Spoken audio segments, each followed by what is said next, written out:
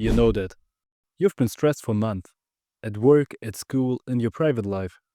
You have too much to do, no time to think, and finally, you had your deadline, your project is finished, your stress is gone, you have time again, you can relax, and then you get sick. Really sick. With fever, body ache, and everything that comes with it. But why exactly now? Why does this always happen? Why do people always get sick after a stressful phase?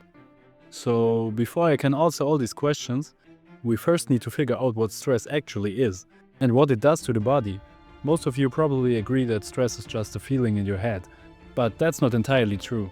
Stress is mainly a physical reaction that is millions of years old. When you're stressed, your body basically thinks danger. In the past, it was the tiger you had to run away from. And today, it's just an email from your boss at 5 pm.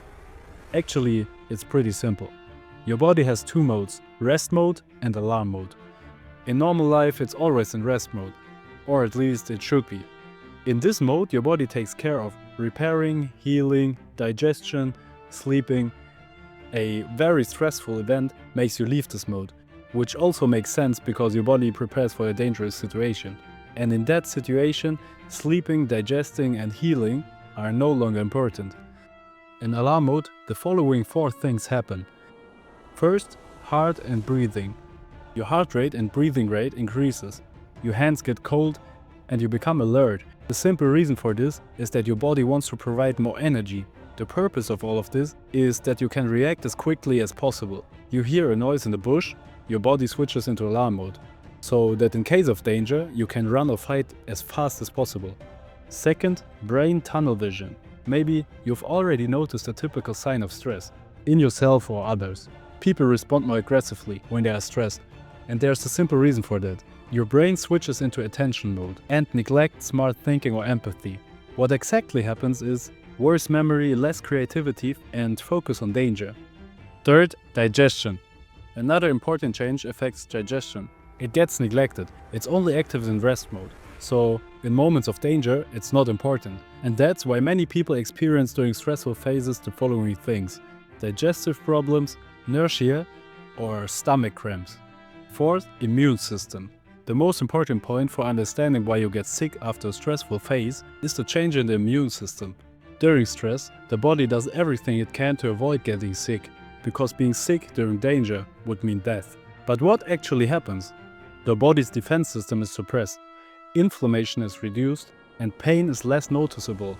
This allows your body to keep going for weeks and suppress illnesses. The illness after a stressful phase is therefore often already there.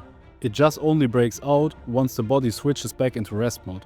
Another important point to understand this connection is the crash after a stressful phase.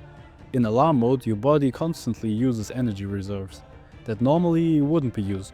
Because of this, you function, you can perform much more, and you are more focused. But after the stressful phase, the body has to recover that energy, and a crash happens. You feel much more exhausted than usual because you also used more energy than normal. But all of this doesn't answer the big question from the beginning. Does this phenomenon actually exist? Or are we all just imagining it?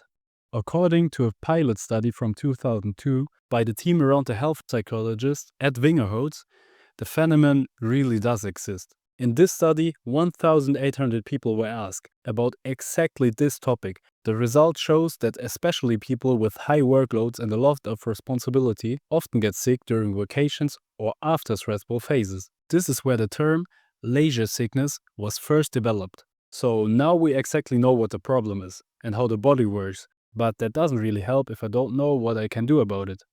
So here are my 4 best tips to help prevent this, and that you don't get sick after your next stressful phase. Of course, this phenomenon cannot be actively prevented. It is an ancient reaction of the body, and we have no direct control of it. The only effective thing you can do is not letting your body drop from 120 to 0% instantly. First, the transition phase. This is probably the most important tip of all. Make sure to plan buffer time between stressful phases and rest phases. I know that in reality isn't always easy, but try adding an intermediate day. For example, never set your deadline on Friday, always on Wednesday or Thursday. So this way you can use Thursday and Friday to wind down, basically as intermediate steps between 120% and 0%. And why does this work? Your stress hormone levels normally need 24 to 48 hours to calm down. Without any transition, they drop abruptly, and the crash hits harder. Second, mini breaks during stressful phase. As I mentioned before, your body stays consistently in alarm mode, which uses an extreme amount of energy and makes the later crash feel stronger. Counteracting this is actually simple. Just include mini breaks. Even small 2 to 5 minute breaks are enough. You don't need to spend 2 hours in sauna every evening, although that would probably help too. But it's not necessary. 3 to 5 short 2-minute resets per day are completely sufficient. What should you do during these 2 minutes? You should focus. Try to breathe more slowly. Relax your shoulders, let your gaze wander, and, under no circumstance, look at your phone. Why are you doing this? This shifts your nervous system back into rest mode, and your later crash will be smaller. Third, stabilize sleep. I think everyone knows this by now. Sleep is one of the most important things for our health, but it's often neglected during stressful phases. And then during vacation, people suddenly only sleep. Your body then tries to catch up on all missed recovery during the first day of vacation. So what is important for sleep? Even during stressful phases, try not to sacrifice sleep, because especially now, it's extremely important. Another important tip, don't try to catch up on all the sleep from the last few months on the first day of vacation. Spread it out. This distributes the crash and makes it less intense. So, now you know that phenomenon is real. You know what happens in the body and what you can do about it.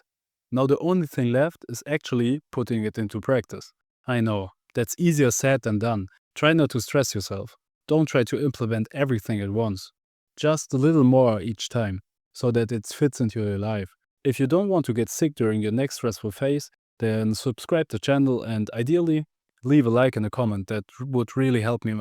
That would really help my channel grow. So see you soon and don't let stress get you.